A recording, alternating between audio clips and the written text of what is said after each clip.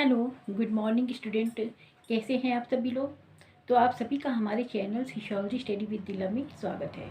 तो आज का जो हमारा टॉपिक है वो है मैक्स वेबर का Protestant ethics and the spirit of capitalism. तो इस पे हम लोग इनकी ये जो बुक थी जो 95 में आई थी, 1905 में, सॉरी 1905 में आई थी। तो उसके बारे में हम लोग आज डिस्कशन करेंगे इसके बारे में। तो टॉपिक पे चलने से पहले आप मेरे चैनल सोशियोलॉजी स्टडी विद नीलम को लाइक कर दीजिए, शेयर कर दीजिए, सब्सक्राइब कर लीजिए। तो चलते हैं आज के अपने टॉपिक पर। तो पहले बता देते हैं कि जो मैक्स वेबर सर्वप्रथम ऐसे विचारक थे जिन्होंने जो धर्म है उसका सूक्ष्म और वैज्ञानिक अध्ययन करके समाजशास्त्र में धर्म का जो समाजशास्त्र है जैसी स्वतंत्र शाखा का इन्होंने ही विकास किया है। वेबर ने जो संसार के विभिन्न धर्मों के प्रोटेस्टेंट एवं कैथोलिक, है ना, ईसाई धर्म की दो शाखाएं होती हैं, प्रोटेस्टेंट एवं कैथोलिक, इन दोनों धर्मों का जो व्यापक अध्ययन करके उन्होंने इसमें अपने जो विचार हैं, अपने जो थॉट हैं, इसमें उन्होंने प्रस्तुत किया है। यह उनकी पुस्तक थी, बहुत प्रकार मतलब बहुत विश्व प्रसिद्ध ये पुस्तक है इनकी। तो इसको हिंदी में क्या कहेंगे, इस पुस्तक को हिंदी में कहते हैं प्रोटेस्टेंट आचार तथा पूंजीवाद का सार, यानी कि Protestant ethic and the spirit of capitalism. यह पुस्तक इनकी जो है वो 3 खंडों में विभाजित है। इसके 3 खंड हैं जिसको और इसी बुक के कारण ही जो मैक्स वेबर हैं इनको जो धर्म का समाजशास्त्र है इसका जनक माना जाता है।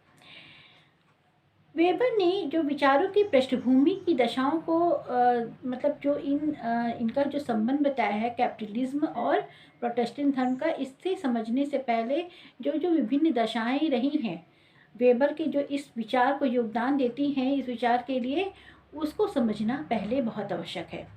तो सर्वप्रथम वेबर की जो विद्यार्थी वार्डन ने अपने अध्ययन में निष्कर्ष निकाला कि कैथोलिक धर्म के मानने वाले विद्यार्थियों की तुलना में प्रोटेस्टेंट धर्म के मानने वाले जो विद्यार्थी हैं वो औद्योगिक शिक्षा संस्थाओं में प्रवेश लेने के लिए अधिक प्रगतिशील दिखाई देते हैं।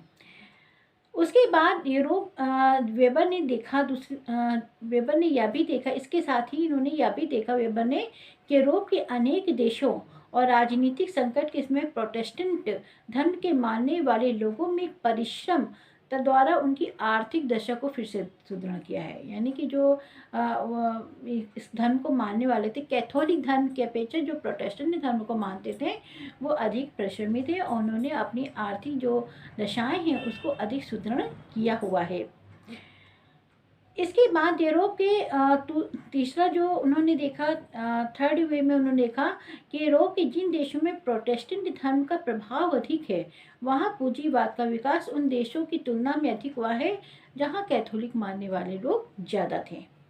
वेबर को इस बात की प्रेरणा दी, जो सब विचार थे उन्होंने वेबर को इस बात की प्रेरणा दी कि संसार के सभी प्रमुख धर्मों का अध्ययन करके व्यक्ति के व्यवहार पर धार्मिक जो आचार है इनका क्या प्रभाव पड़ता है, इसको कैसे समझा जा सकता है, इसको जानने की इन्होंने प्रेरणा दी। इन सभी जो दशाएं थी ये सभी दशाओं ने इनमें इनके विचार में महत्वपूर्ण योगदान दिया।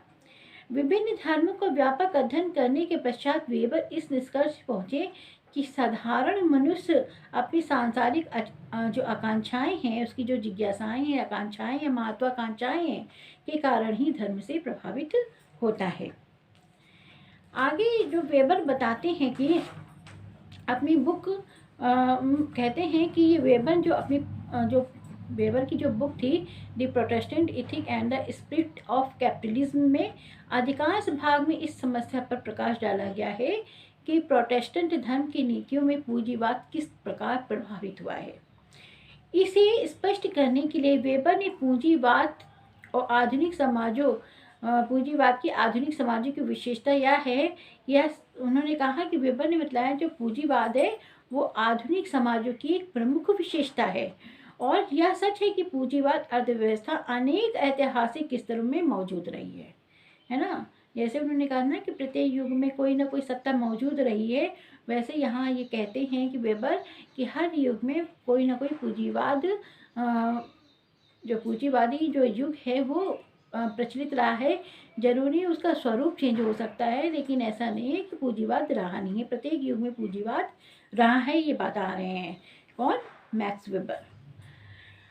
लेकिन आधुनिक पूंजीवाद की प्रकृति पुरातन पूंजीवाद से, व्यवस्था से जो थी वो से बहुत भिन्न या बहुत अंतर इसमें दिखाई पड़ता है। वेबर के अनुसार आधुनिक औद्योगिक जगत के मनुष्य का एक विशेष गुण है कि उसके लिए कठोर परिश्रम एक कर्तव्य है और इसका फल इसी जीवन में उसको मानने का प्रयास करता है।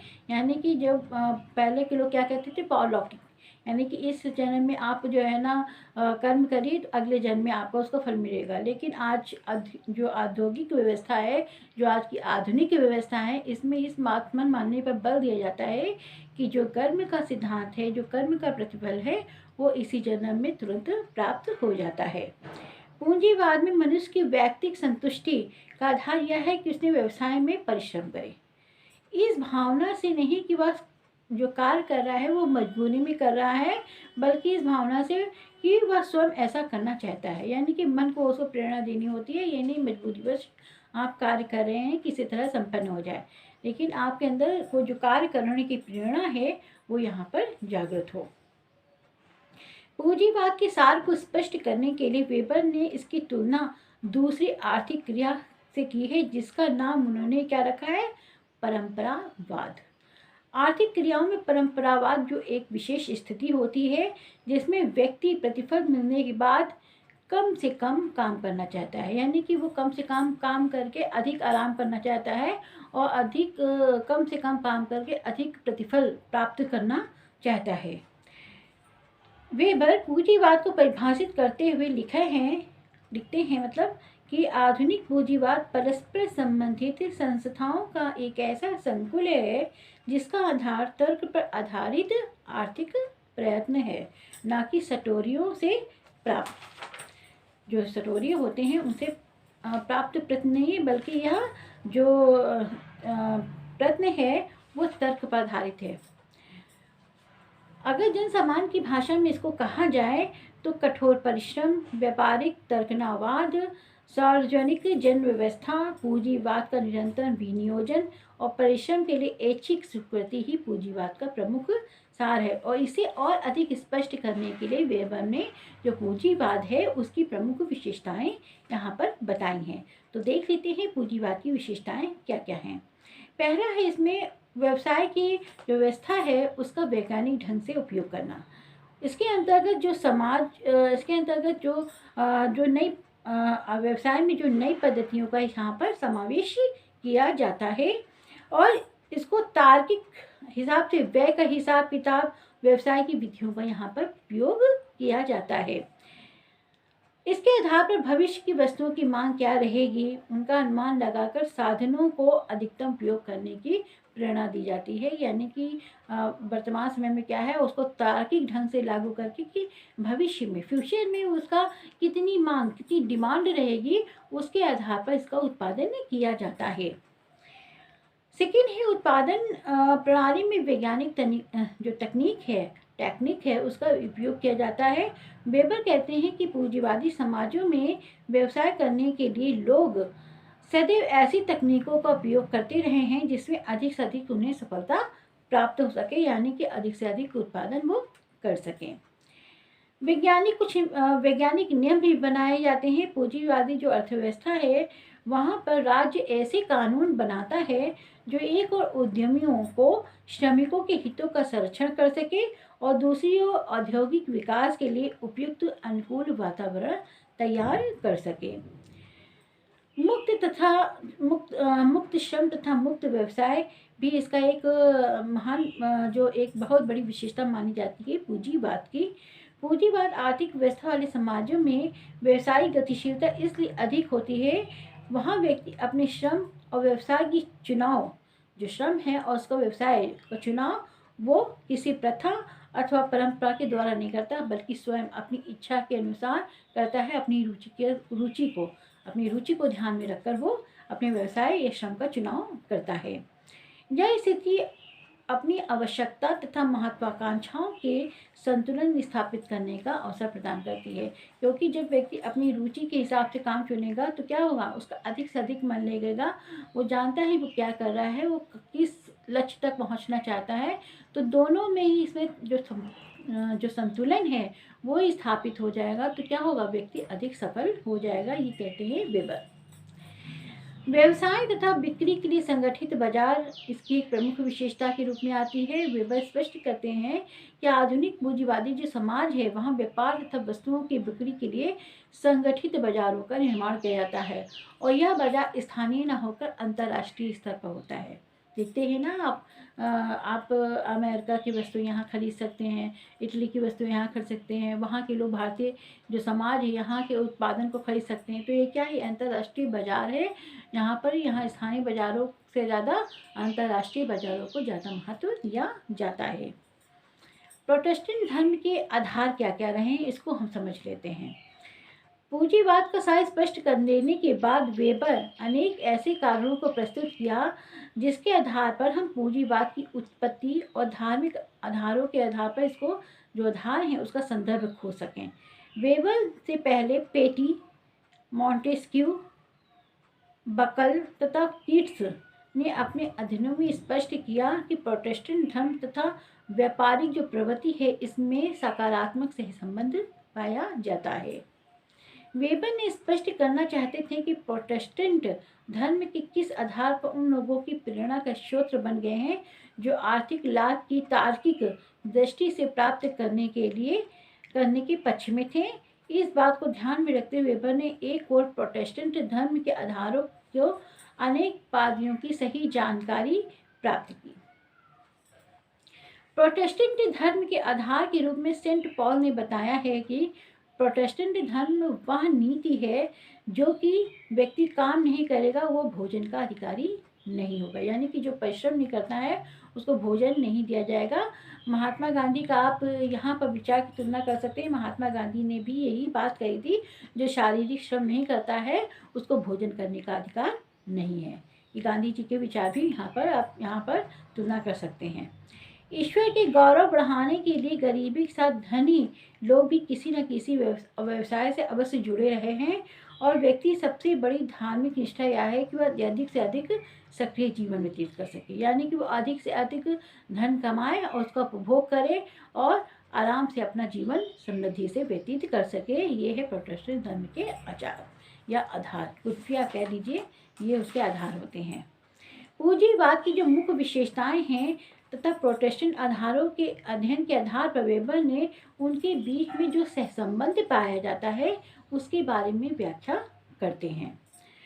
इसको व्याख्या को समझते हुए या व्याख्या को स्पष्ट करते हुए वेबर ने पूंजीवाद के जो संबंध है उसको ज्ञात करने के लिए निम्न शीर्षकों में अपनी बातें कही हैं, उसको हम देख रहे हैं। पहले वो कहते हैं परंपरागत मूल्य से तर्कपूर्ण मूल्यों की स्थापना होती है। प्रोटेस्टेंट धर्म में एक ऐसे विवेक अथवा तर्क को प्रोत्साहन दिया जाता है जो ईश्वर को जो स्वीकार करे लेकिन उससे रहस्य को जानने में अपना समय नहीं खोए।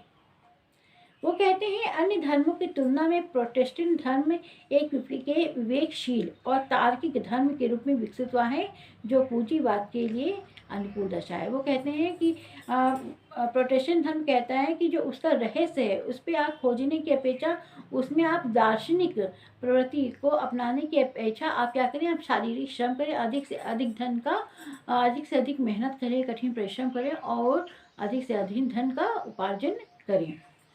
कार्य के प्रति रचनात्मक दृष्टिकोण ये प्रस्तुत करता है। प्रोटेस्टेंट धर्म के अनुसार कार्य अपने आप में पूजा है। वेबर ने स्पष्ट किया जो परिश्रम के एक धार्मिक आधार मानते के कारण ही प्रोटेस्टेंट धर्म के अनुयायियों में अधिकाधिक कार्य करने की प्रवृत्ति बढ़ी है, जो पूंजीवाद के इसके सह संबंध को स्पष्ट करती है। मुक्ति की अवधारणा की बात करते हुए वेबर कहते हैं कि प्रोटेस्टेंट धर्म में मुक्ति की अवधारणा काल्विन मान्यताओं पर आधारित है। जो प्रोटेस्टेंट धर्म था वो कार्विन जो उसमें कार्विन एक आप कह लीजिए संप्रदाय, आप कह सकते हैं कार्विन जो संप्रदाय था उससे प्रोटेस्टेंट धर्म ज़्यादा प्रभावित था। उसी के आधार पर यहाँ मान्यताओं पर बोलते हैं वेबर कि अवधारणाओं के पूर्व निश्चय का सिद्धांत कहा जाता है। कार्विन मत के अनुसार जिस ईश्वर में मनुष्य को जन्म दिया है उसी ईश्वर ने उसके स्वर्ग और नरक जाने का निश्चय पहले ही उन्होंने स्थापित कर लिया है। व्यक्ति द्वारा किए जाने वाला पूजा पाठ और कोई भी प्रश्न, यानी आप जो कोई कर्मकांड करते हैं, पूजा पाठ करते हैं, उससे जो ईश्वर का निश्चय है उसको बदला नहीं जा सकता। यानी कि उसने पहले निश्चित कर लिया कि आपको स्वर्ग में भेजना है या नरक में भेजना है। आप कुछ भी करिए, कुछ भी कर्म कर लीजिए, आपको आपका जो नियति निश्चित है वो वही रहेगी, उसको चेंज नहीं किया जा सकता है। कार्विन मत के अनुसार व्यक्ति के कार्यों की सफलता के आधार पर केवल इस बात का अनुमान लगाया जा सकता है कि कौन सा व्यक्ति स्वर्ग में जाएगा और कौन सा व्यक्ति नरक में। इस प्रकार प्रोटेस्टेंट धर्म के अनुयायी ये मानते हैं कि व्यक्ति अपने कार्य को जितनी सफलतापूर्वक पूरा कर लेते हैं उनका स्वर्ग में जाना उतना ही निश्चित होता है। यानी कि आप जितना अधिक कठिन परिश्रम करते हैं, जितना अधिक धन कमाते हैं, आपका स्वर्ग में जाने की जो निश्चितता है वो और अधिक बढ़ जाती है। ना कि पूजा पाठ से आपको कठिन परिश्रम या जो धन है उसका अधिक से अधिक उपार्जन करना पड़ेगा।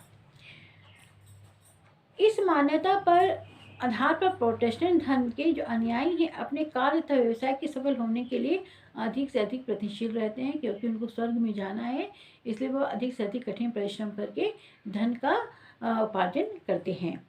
ऋण के लिए बाजार के प्रति जो नवीन दृष्टिकोण है वो भी पूंजीवाद और इसके सहसंबंध को स्पष्ट करता है। सन 1545 में जब कार्विन चर्च में नारा दिया गया कि धन से धन कमाना चाहिए। पहले था कि कार्विन जो मत था, जहाँ कैथोलिक धर्म में जो ऋण के जो ब्याज कर्जे जो दिया जाता है उसमें ब्याज लेना एक अपराध माना जाता था। वहीं प्रोटेस्टेंट धर्म में इसको आप कहा गया कि आप जो है ना ऋण ले सकते हैं, क्योंकि धन से ही धन कमाया जाता है। तभी से प्रोटेस्टेंट धर्म के द्वारा ऋण यानी कर्ज लिए गए ब्याज को उचित माना जाने लगा है। केवल इसी विचार के कारण प्रोटेस्टेंट धर्म को मानने वाले समाजों में पूंजीवाद का विकास प्रारंभ हो गया, क्योंकि जिनके पास धन नहीं था वो कर्ज लेकर अपना जो उद्यम है उसको शुरू कर सकते हैं, कठिन परिश्रम करके उसमें सफलता प्राप्त कर सकते हैं। इसलिए ये जो धर्म जहाँ जहाँ माना जाने लगा वहाँ पूंजीवाद का जो विकास है बहुत तेजी से होने लगा। नशे पर प्रतिबंध ये करता है, जो प्रोटेस्टेंट धर्म है वो अपने अनुयायियों को नशा करने पर प्रतिबंध लगाते हैं। वेबर ने नशे पर लगाए जाने वाले प्रतिबंध को पूंजीवाद के लिए एक महत्वपूर्ण जो सफलता है उसके रूप में स्वीकार किया है। ऐसा इसलिए कि शराब न पीने वाले व्यक्ति को बड़ी बड़ी मशीनों के बीच अधिक सफलतापूर्वक कार्य कर सकते हैं। अगर वो नशे में रहेंगे तो उतनी कुशलता से कार्य नहीं कर सकेंगे जितना एक होश में रहने वाला व्यक्ति उस चीज़ को समझ सकता है, मशीनरी को, और उसमें कार्य कर सकता है। तो कहते हैं कि अगर नशे पर प्रतिबंध लगा है तो ये भी एक सकारात्मक सहसंबंध आप देख सकते हैं यहाँ पर। साक्षरता तथा सीखने को प्रोत्साहन। प्रोटेस्टेंट धर्म का एक प्रमुख आधार यह है कि प्रत्येक अनुयायी को बाइबिल पढ़ने के लिए पुरोहित अथवा जो धर्म गुरु हैं उन पर निर्भर रहने की जरूरत नहीं है। प्रोटेस्टेंट धर्म कहता है अपने अनुयायियों को कि वह बाइबिल को स्वयं पढ़ें, और वेबर का कथन है कि इस आधार के कारण प्रोटेस्टेंट धर्म के अनुयायियों में पढ़ने और सीखने की प्रवृत्ति बढ़ी, और इसी के फलस्वरूप प्रोटेस्टेंट धर्म के अनुयायियों ने साक्षरता अथवा शिक्षा की दर बढ़ सकी है।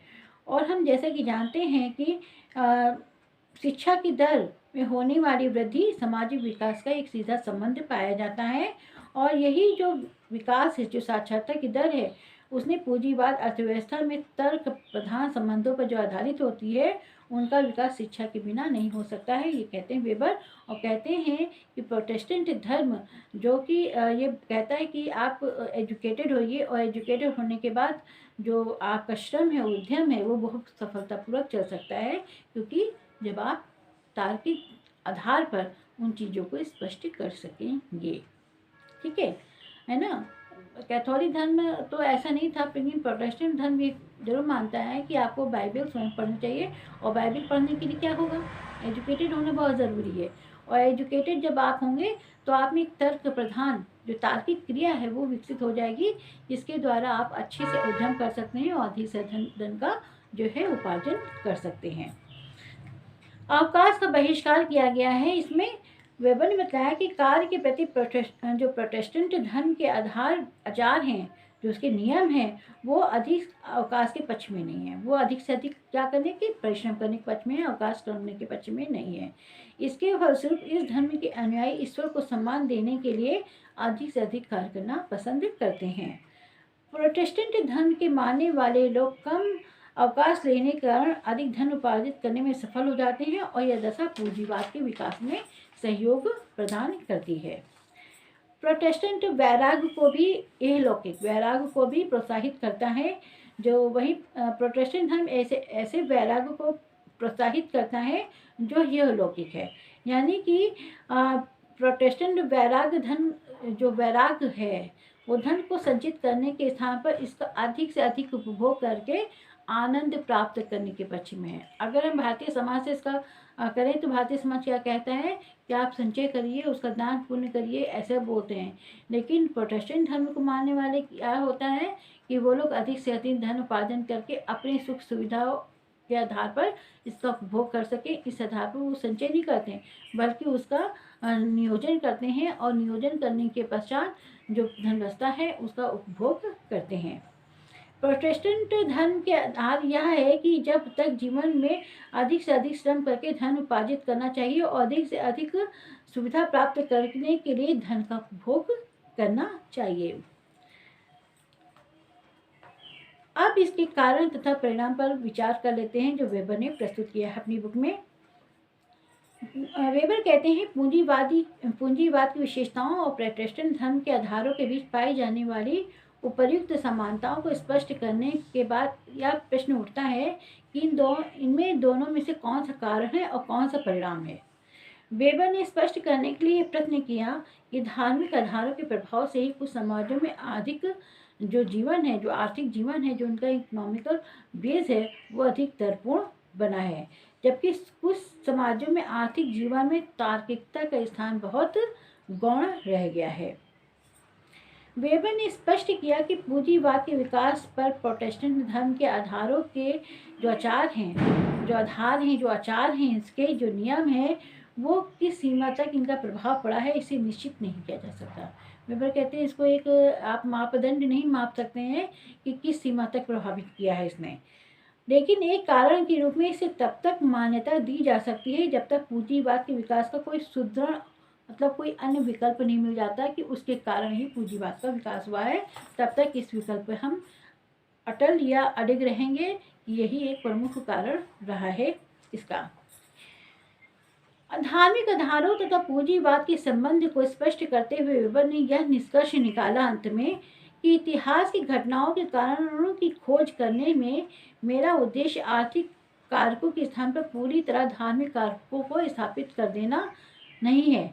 यह भी संभव है कि आर्थिक कारक ही धार्मिक आधारों को प्रभावित करते हों, लेकिन इसमें किसी भी एक कारण और दूसरे परिणाम को मानने से पहले ऐतिहासिक और तुलनात्मक आधार पर विभिन्न समाजों का अध्ययन कर लेना अनिवार्य है। वह कहते हैं कि किसी को एक कारण और परिणाम को मानने की अपेक्षा पहले उन समाजों का अध्ययन कर लीजिए, उसके बाद ही आप पता कर सकते हैं कि इसमें से कौन सा कारण है, कौन सा परिणाम है। हो सकता है जिसे हम कारण समझ रहे हैं वो परिणाम हो और जो परिणाम समझ रहे हो वो कारण हो, और इसको स्पष्ट करने के लिए आपको विभिन्न समाजों का अध्ययन करना पड़ेगा। यदि इस दृष्टिकोण का विचार किया जाए तो विश्वास जो वेबर है उनका विश्वास था कि निश्चय ही धार्मिक आचारों का पूंजीवाद के विकास के कारण माना जा सकता है। वो कहते हैं अंत में कहते हैं कि हम ये मान के चलें, हमारा जो निष्कर्ष सामने आया है, हमने जो समाजों का जो अध्ययन किया है उसके आधार पर हम ये कह सकते हैं कि निश्चय ही धार्मिक आचारों को जो आचार हैं, जो नियम है, वो पूंजीवाद के विकास में महत्वपूर्ण योगदान प्रदान करते हैं। तो अगर जो इससे सहमत नहीं है जो भी शोधकर्ता, वो जो है ना, ऐसा नहीं कि वो वेबर कहते हैं कि आपको मानना ही पड़ेगा। वो कहते हैं कि अगर आप नहीं मानना चाहते हैं तो आप जो समाज है जिसका आप कर रहे हैं, रिसर्च कर रहे हैं, उन समाजों का आप क्या करिए, अध्ययन करिए। उसके बाद आप पता लगाइए कि कौन से कारण है, कौन से परिणाम है, और अपने निष्कर्षों के आधार पर इसको स्पष्ट करिए। तो ये था हमारा आज का टॉपिक, वेबर। ये मैक्स वेबर का लास्ट टॉपिक था। तो आज का ये मैक्स वेबर का टॉपिक हम लोग आज से ये ख़त्म कर रहे हैं। अगले दिन हम लोग नया टॉपिक, एक नए विचारक, एक नए थिंकर के साथ शुरू करेंगे। तो आज की क्लास यहीं तक रखते हैं। तो जाने से पहले मेरे जो चैनल है सोशियोलॉजी स्टडी विद नीलम को लाइक कर दीजिए, शेयर कर दीजिए, सब्सक्राइब कर लीजिए। तो आज की क्लास यहीं तक। Thank you.